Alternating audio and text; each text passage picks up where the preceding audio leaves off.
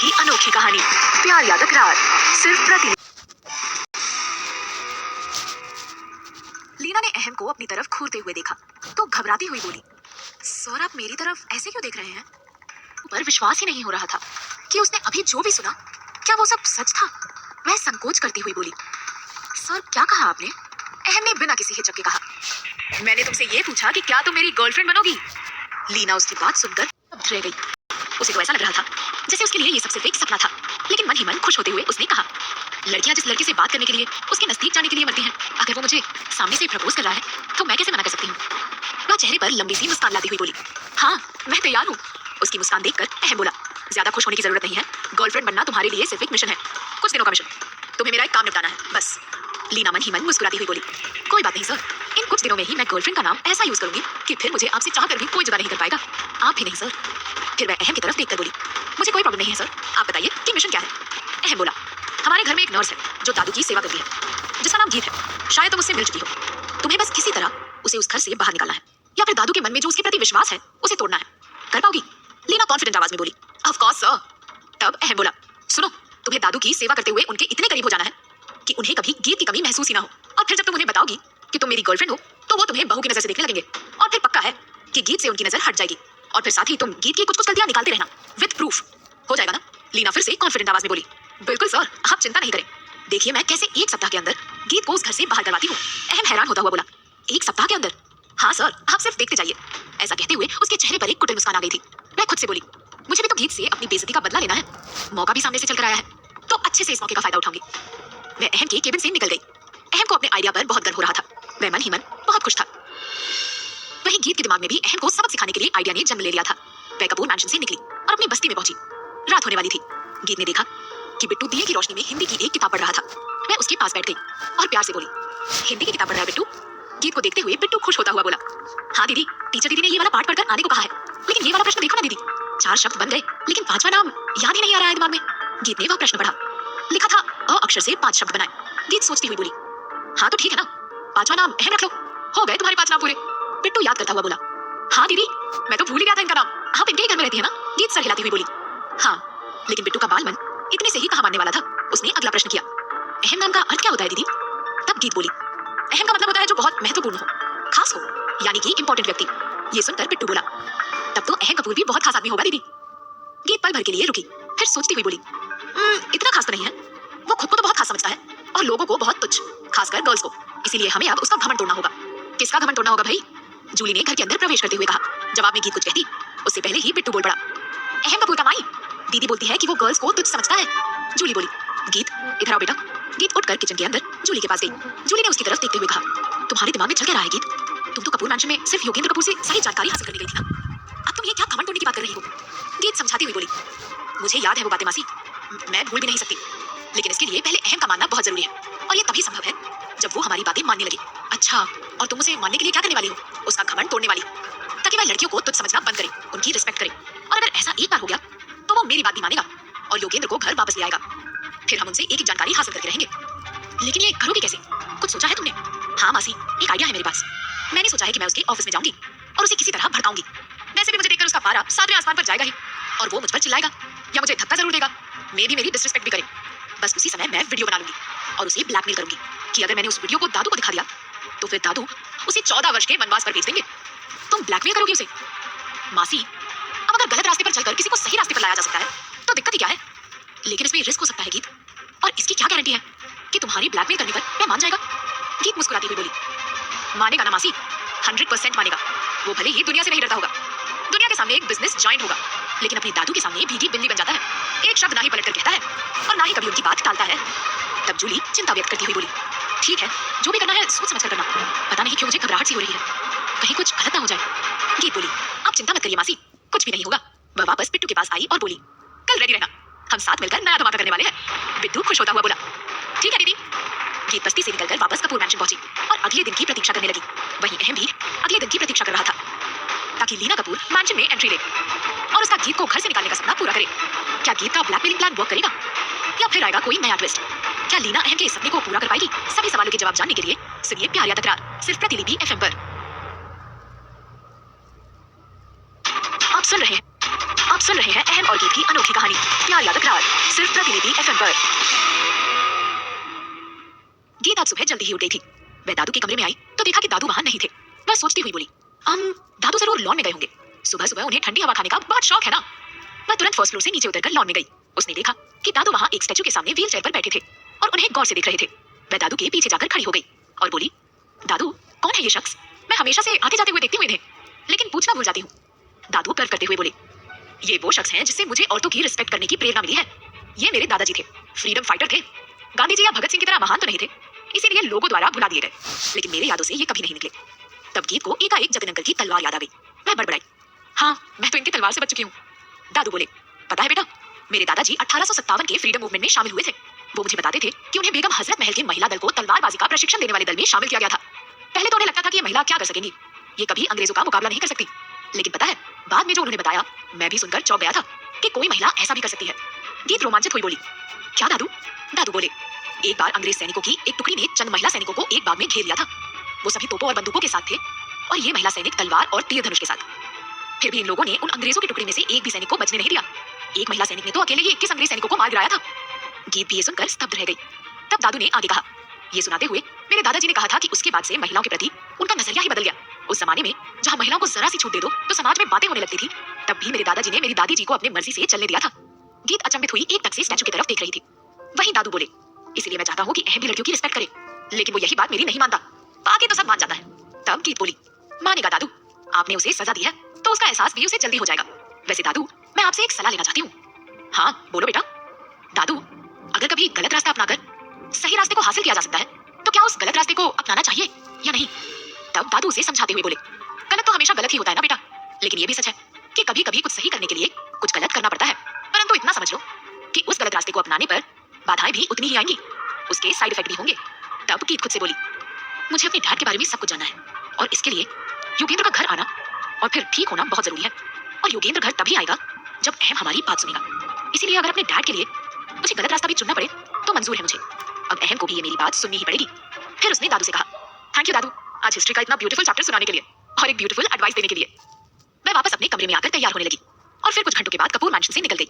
वह बस्ती वाले main road के पास बिट्टू से मिली और उसे अपने साथ ले लिया। रास्ते में उसे अच्छे से समझा दिया कि वहां जाकर आखिर करना क्या है। अहम अपने ऑफिस में ही था और केबिन में बैठ खर्राटे भर रहा था। अचानक उसके कानों में दरवाजा खटखटाने की आवाज सुनाई पड़ी।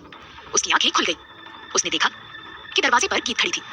वह हैरानी से उसकी तरफ देखने लगा, फिर कुछ सोचते हुए बड़बड़ाया, अरे यार, मैं फिर से उसके सपने देखने लगा। ये लड़की मेरे सपनों में इतना क्यों आने लगी है? दिमाग खराब कर दिया है मेरा इसने। चैन से सोने भी नहीं देती। इतना कहकर उसने वापस अपनी आंखें बंद की और कुर्सी के बैक पर सर टिकाकर सो गया। ये देखकर गीत झुंझलाती हुई बड़बड़ाई, मैंने इसका दिमाग खराब कर दिया है ना? मैं इसे सोने नहीं देती। अब बताती हूँ दिमाग कैसे खराब होता है। वह और बिट्टू केबिन के अंदर आ गए। उसने बिट्टू को मोबाइल का वीडियो रिकॉर्डर ऑन करके दे दिया और एक कोने में जाकर खड़े होने को कह दिया। बिट्टू एक कोने में चुपचाप खड़ा हो गया। गीत ने अहम की कुर्सी के पास जाकर उसके कंधे पर हाथ रखा, फिर अपना चेहरा एकदम से उसके पास ले जाते हुए धीरे से पुकारा, अहम। अहम ने अपनी आंखें नहीं खोली। गीत ने अगली बार उसके कंधे को झकझोरते हुए पुकारा, अहम। अहम ने तुरंत अपनी आंखें खोली और एकदम सामने गीत का चेहरा देखकर डर के मारे चिल्ला उठा, आ! वह एकदम से उछलकर कुर्सी से उतर गया। गीत भी पल भर के लिए डर पीछे हट गई और धीरे से बोली, अहम, मैं गीत। अहम की सांसें और धड़कन दोनों तेज हो गई थी। उसने सामने गीत को खड़ा देखा तो उसका गुस्सा सातवें आसमान पर जा पहुंचा। वह चिल्लाया, क्या कर रही हो तुम यहाँ मेरी केबिन में? तुम चुड़ैल हो क्या? अभी मेरी जान चली जाती तो? गीत को कोई जवाब नहीं सूझ रहा था। वहीं अहम का गुस्सा देखकर बिट्टू पहले ही कोने से खिसकते हुए केबिन के दरवाजे तक पहुंच गया था। अहम दोबारा चिल्लाया, निकलो यहाँ से। इतना कहकर उसने गीत का हाथ पकड़ा और अपनी केबिन से खींचते हुए बाहर की तरफ ढकेल दिया। गीत फर्श पर गिर पड़ी। अहम ने गुस्से में उसके मुंह पर दरवाजा बंद कर दिया। बिट्टू दौड़ता हुआ गीत के पास आया और अपना हाथ आगे बढ़ाता हुआ बोला, दीदी आप ठीक तो हो? गीत मुस्कुराती हुई उठी और बोली, हाँ रे, मुझे क्या होगा, इनका तो यही नेचर है। ये बताओ तुमने वीडियो बनाया या नहीं? बिट्टू गीत की कोहनी की तरफ देखता हुआ बोला, दीदी आपकी कोहनी छिल चुकी है, पहले आप दवाई ले लो। गीत हंसती हुई बोली, अरे ये तो छोटी सी खरोच है, अपने आप ही ठीक हो जाएगी। चलो नीचे वहीं चलकर वीडियो देखते हैं। तब बिट्टू बोला, दीदी आप इस वीडियो को वापस इन्हें कब दिखाएंगे? आज नहीं, आज ये बहुत गुस्से में है। हम कल से इस वीडियो को दिखाएंगे और बोलेंगे कि तुम मेरी बात मान जाओ और योगेंद्र को घर ले आओ। हाँ, उसे शक जरूर होगा और वो तो अभी भी है, लेकिन पहले वो मेरी बात कभी नहीं मानता था, लेकिन अब वो मेरी बात मानेगा भी और योगेंद्र को घर वापस भी ले आएगा। बातें करते हुए वह दोनों नीचे पहुंचे ही थे कि उसी समय सामने एक टैक्सी आकर रुकी। उसमें से लीना बाहर निकली। उसने जब गीत को वहां देखा तो हैरान रह गई, लेकिन मन ही मन खुश होती हुई बोली, चलो अच्छा ही हुआ, मैं अभी यहाँ से अहम के साथ घर तक जाती, लेकिन अब गीत के साथ जाऊंगी। वह गीत के पास आई और बोली, गीत, तुम यहाँ इतने सवेरे? गीत तो इन सभी बातों से अनजान थी कि आज तक लीना ने उसके लिए कितने प्रॉब्लम्स क्रिएट किए हैं। वह मुस्कुराती हुई बोली, मैं बस अहम से कुछ बातें करने आई थी, अब वापस जा रही हूँ। तब लीना बोली, तो फिर आओ मेरे साथ। मैं भी वहीं जाने वाली थी, यहाँ बस अहम से उसके कमरे की चाबी लेने आई थी। गीत हैरान होती हुई बोली, चाबी? वो अपने कमरे में ताला भी लगाता है। लीना बोली, अच्छा, वह लॉक नहीं लगाता है क्या? फिर तो कोई प्रॉब्लम नहीं है, चलो। लेकिन तुम्हें वहाँ क्यों जाना है? उसके कमरे में क्या करना है तुम्हें? लीना मुस्कुराती हुई बोली, तुम्हें नहीं पता क्या हमारे रिलेशनशिप के बारे में? मैं गर्लफ्रेंड हूँ ना उसकी। उसने खुद कहा है कि रेंट के घर में कितने दिन रहोगी, इसीलिए मैं उसके घर पर परमानेंटली शिफ्ट हो सकती हूँ। टैक्सी में देखो ना, मैं तो अपने साथ लगेज भी ले आई हूँ।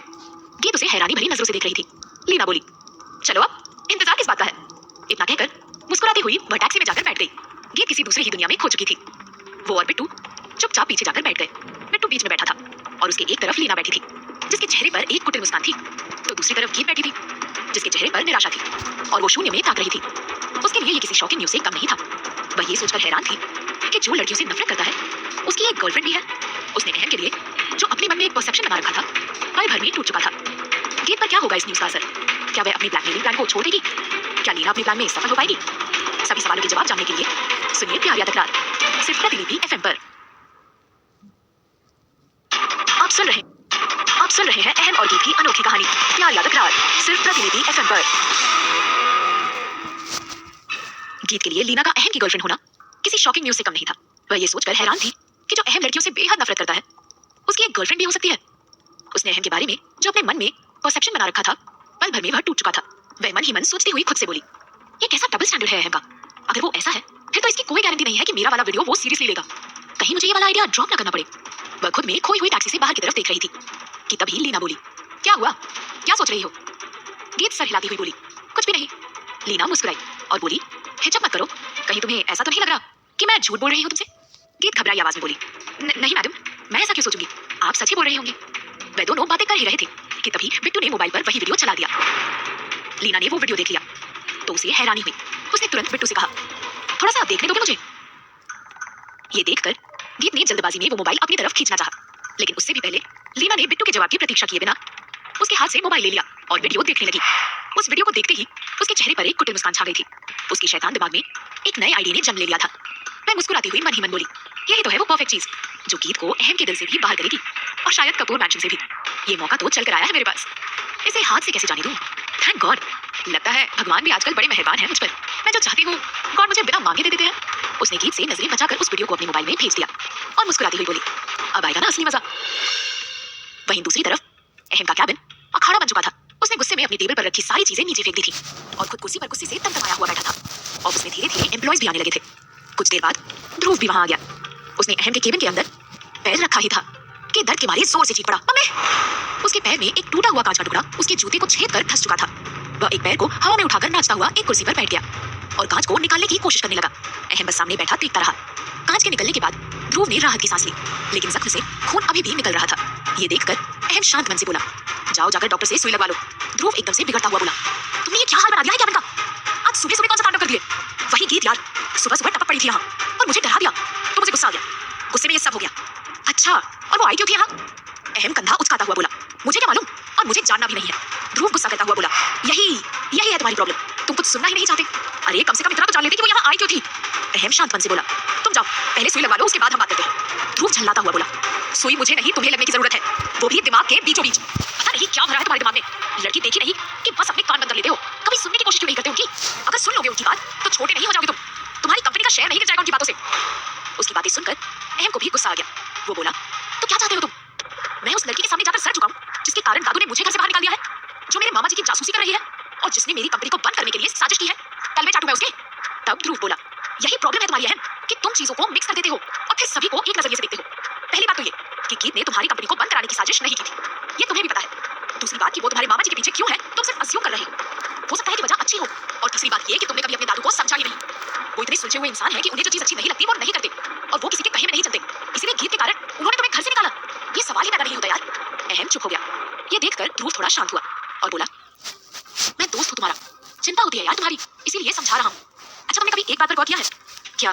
तुम्हें लड़कियों से नफरत है, लेकिन यह नफरत तभी सामने आती है जब वह या तो तुमसे जुड़ी होती है या फिर तुमसे जुदा होती है। कहना क्या चाहते हो तुम ध्यान देना, तुम्हारी कंपनी में ऑलमोस्ट 40% लेडीज काम करती हैं, लेकिन तुमने कभी उनके साथ मिसबिहेव नहीं किया। हाँ, अगर किसी महिला ने थोड़ी सी गलती कर दी हो तो जरूर हद से ज्यादा सुना दिया है तुमने। वहीं तुमने एक मौके को छोड़कर कभी लीना के साथ मिसबिहेव नहीं किया, जबकि वह एकमात्र ऐसी लड़की है जो अधिकतर समय तुम्हारे साथ रहती है। लेकिन जब बात गीत की आती है तो तुम एकदम वायलेंट हो जाते हो। क्यों? अहम छल्लाता हुआ बोला, यार वो काम ही ऐसा करती है, क्या करे? तब ध्रुव ने शरारती अंदाज में कहा, या फिर तुम उसके साथ जुड़ाव महसूस करने लगे हो दोस्त? अहम घूरता हुआ बोला, पागल तो नहीं हो गए तुम? किसी ने कहा है कि तुम नफरत उसी से सबसे ज्यादा करते हो जिससे मोहब्बत सबसे ज्यादा करते हो। बचपन का तो हमें पता ही है कि तुम उस इंसान से कितनी मोहब्बत करते थे, इसीलिए नफरत करने लगे। लेकिन गीत से इतनी नफरत क्यों करते हो? ये बात पल्ले नहीं पड़ी। कहीं सच में? अहम उसकी बात को काटता हुआ बोला, जाओ जाकर टिटनेस की सुई लगाओ, नहीं तो अभी दूसरे पैर में भी काट डाल दूंगा, फिर जिंदगी भर लड़ाते रहना। ध्रुव शायराना अंदाज में बोला, अगर मोहब्बत सच्ची है तुम्हारी तो है दोस्त, तुम्हारे लिए लंगड़ाना भी स्वीकार है। चल चल भाग यहाँ से, बड़ा शायराना हुआ जा रहा है। ध्रुव खड़ा होता हुआ बोला, हाँ हाँ जाते हैं। वैसे अगर सच में गीत से मोहब्बत करने लगे हो तो बता देना, लखनऊ के नवाब हैं हम, 108 हाथी की बारात निकालेंगे तुम्हारे लिए हम। अहम बड़बड़ाया, हाँ जा जा, पहले अपना पैसा ही कर ले, 108 हाथी लाएंगे, कभी तो 2 हाथी भी नहीं देखे होंगे साथ में। आए बड़े लखनऊ के नवाब।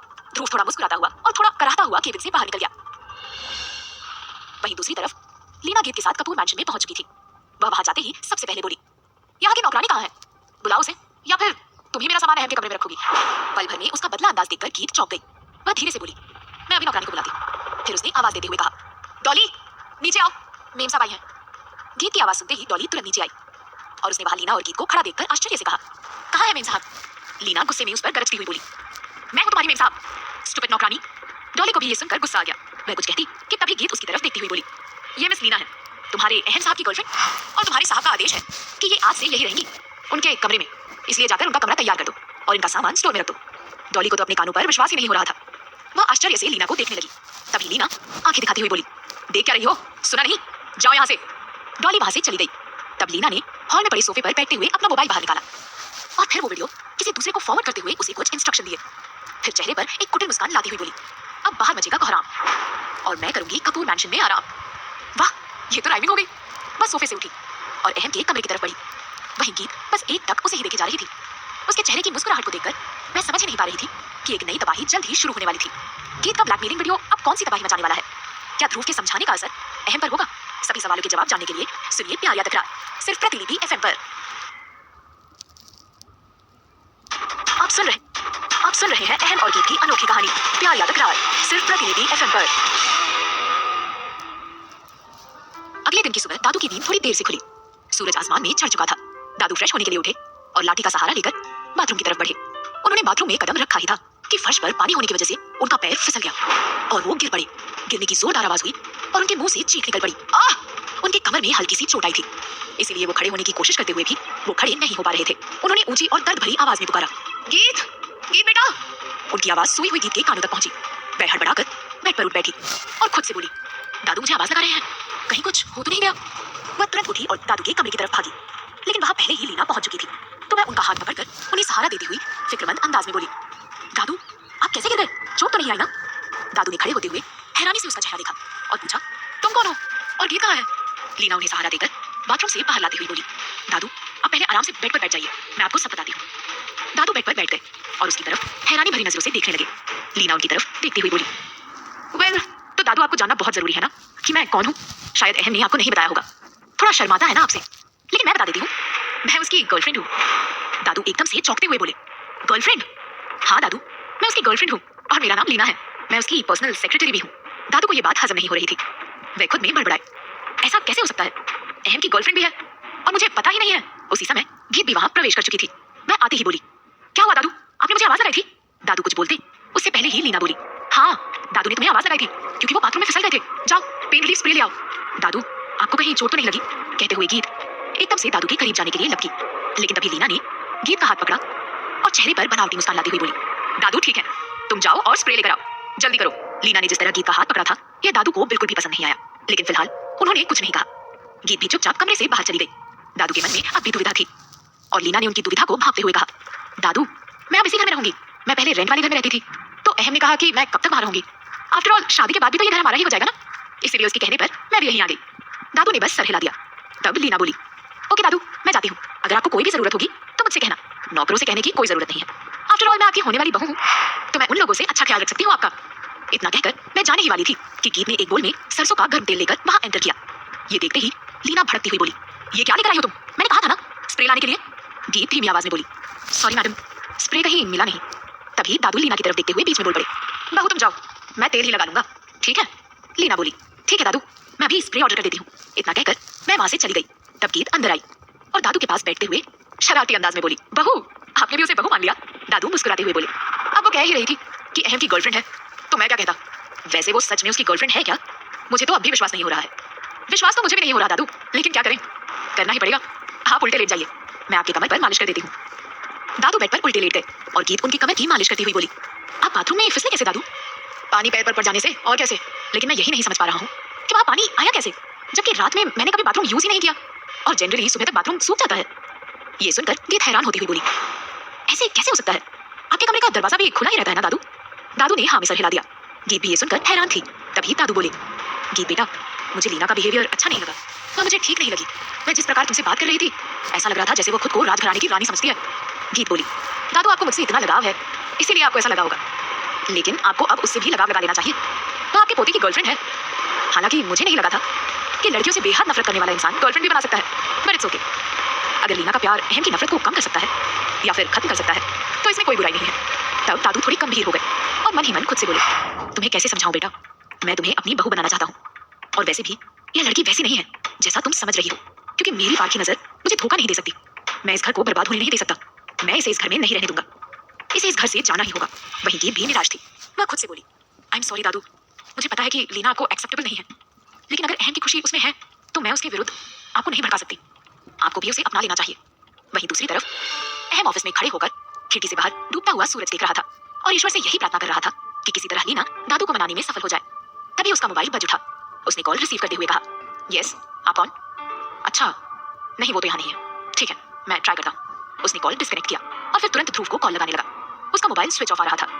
वह हैरान होता हुआ बोला, वह कल के बाद से ऑफिस में नहीं आया, अब उसका मोबाइल भी स्विच ऑफ आ रहा है, कहीं कुछ हो तो नहीं गया उसे? वह परेशान हो उठा और तुरंत ध्रुव को ढूंढने के लिए अपने ऑफिस से निकला। वह उसके बंगले पर पहुंचा। बाहर से बंगले पर ताला लगा था। वह हैरान होता हुआ बोला, ये लड़का कहाँ चला गया? वह गाड़ी से उतरा और दरवाजे पर खड़े गार्ड के पास गया और बोला, ध्रुव कहाँ है?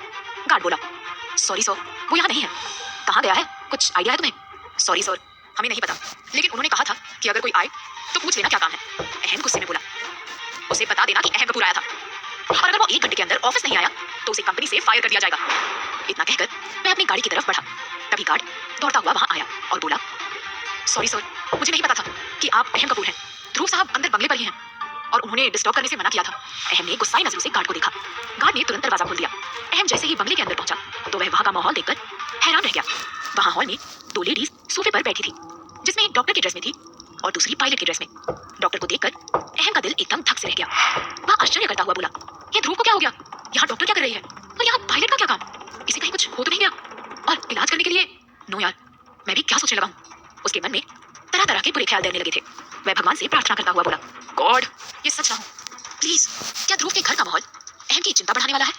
क्या गीत अपना ब्लैकमेलिंग आइडिया ड्रॉप कर चुकी है? क्या दादू लीना को घर से निकालने के लिए कोई हथकंडा अपनाने वाले हैं? सभी सवालों के जवाब जानने के लिए सुनिए प्यार या तकरार, सिर्फ प्रतिलिपि FM पर।